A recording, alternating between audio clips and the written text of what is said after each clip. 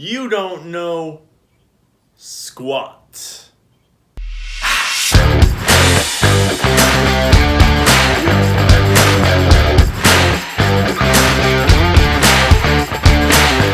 We're talking squats, you guys. It is a very common exercise, a great exercise. However, as much as there are benefits to doing a squat, there is a lot of risk to doing an incorrect squat, especially when you start applying weights to it. My goal, show you guys how to do a correct squat. When we learn how to do a correct squat with our body weight, then we can transfer in more weights, more resistance. If you start doing squats with heavy weight and you're doing incorrect form, you can do some serious damage to your knees, your back, your hips, everything. We gotta focus on getting this form down correctly. Remember two very important things about the squat. Number one, having a neutral spine. Back straight does not equal a back vertical. So that's something that I kind of grew up with a misconception that a back straight meant that you had to lift with your back vertical. There's a very different concept here. When your back is straight, all of your vertebrae are lined up and they're all supporting each other. Another very important concept I want to touch on, making sure that your knees are over your ankles.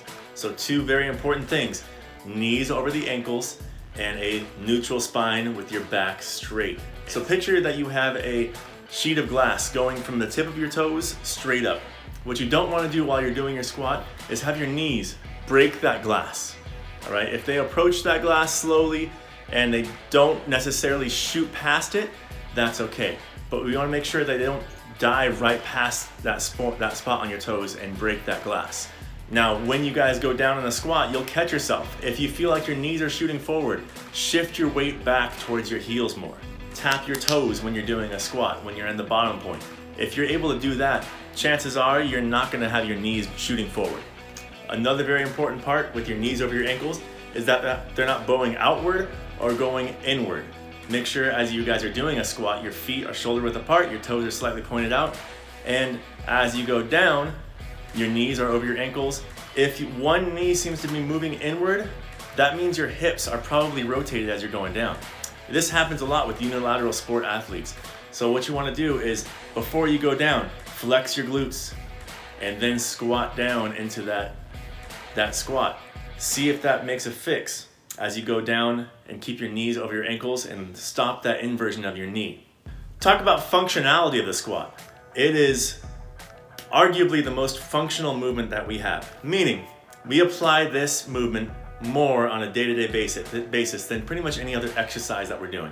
And this means squatting in association with the deadlift, which are two very similar exercises. And we'll go over the deadlift in a different video. So many times throughout the day, you're picking things up off the ground. So what we want to try to do is train our body to do these kind of squats without thinking how to correctly do them, kind of make it a good habit. As you go down to pick something up, you already have it engaged in your mind that it's become a habit to lift correctly. So you can hip hinge back, come down, come back up to lift.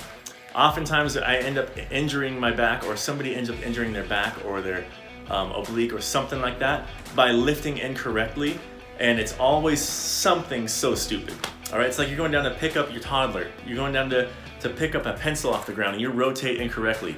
If you train yourself to exercise correctly with the proper form and you go to lift correctly, you're gonna have less of a chance of injury. And that's what I'm hoping that you guys do, is train correctly before you guys train crazy. Your squat, chances are, will look very different than somebody else's squat. There's a lot of different body types, and this gets thrown into how you squat. So one squat form may look different than the other, and they both could be completely correct. What we consider a squat is what exercise professionals consider a half squat. A full squat is this full range of motion going all the way down. Now you, chances are, may not be able to do a full squat with correct form, but the goal is to gradually increase your range of motion. So some exercises to increase your squat strength and your hip mobility, ankle mobility, and overall squat performance are as follows. First, I'm gonna put you guys through some squatting exercises to kind of check where you guys are in accordance to how you are doing with your overall squat performance, and also just give you an overall exercise, a workout. It's gonna be a progression, just like I have my push-up progression tutorial you can check right here. This is a progression tutorial on how to do a proper squat, but the goal for this is to see where you are currently. Then we can make those adjustments for your overall hip mobility and ankle mobility. The first basic squat that you can go over is a front assisted squat. When you're doing a front assisted squat, you wanna have an item in front of you to reach forward and grab onto. You don't wanna round your back. You always wanna make sure you have that neutral spine, that flat back as you're going down. And remember, flat back, straight back does not mean vertical back. As you go down, you hold on to that item in front of you. It could be a door frame. It could be a suspension trainer. It could be a pole. But your goal is to go down and hold that squat, see how low you can get with that proper form. You go down and you come back up. And you can assist yourself with whatever you're holding onto in the front. After you feel comfortable doing about 10 reps of a front assisted squat, you're gonna move on to a high box squat.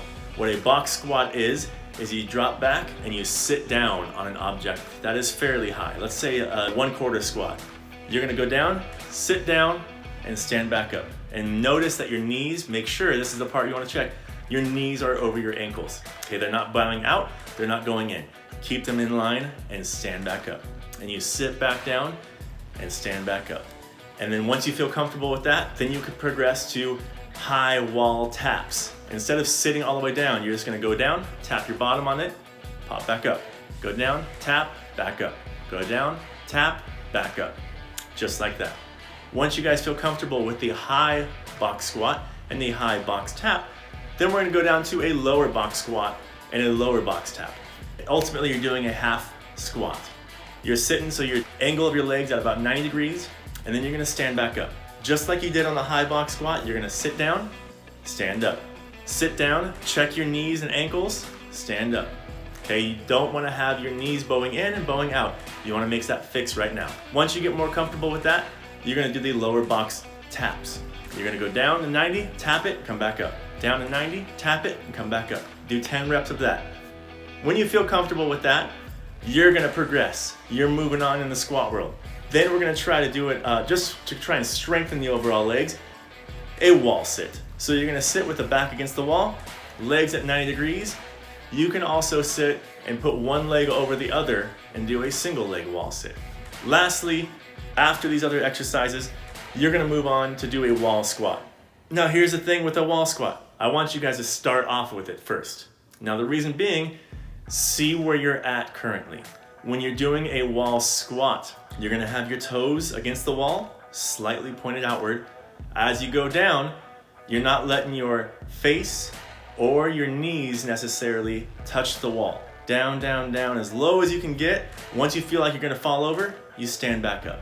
When you guys are starting your progressions of all the other stuff with the front assisted squats, etc., before you guys do those, I want you guys to do a wall squat. See where you are at currently. Make a note of that and how low you can get for your squat. Then come back to it in the long run and see how much more you have improved.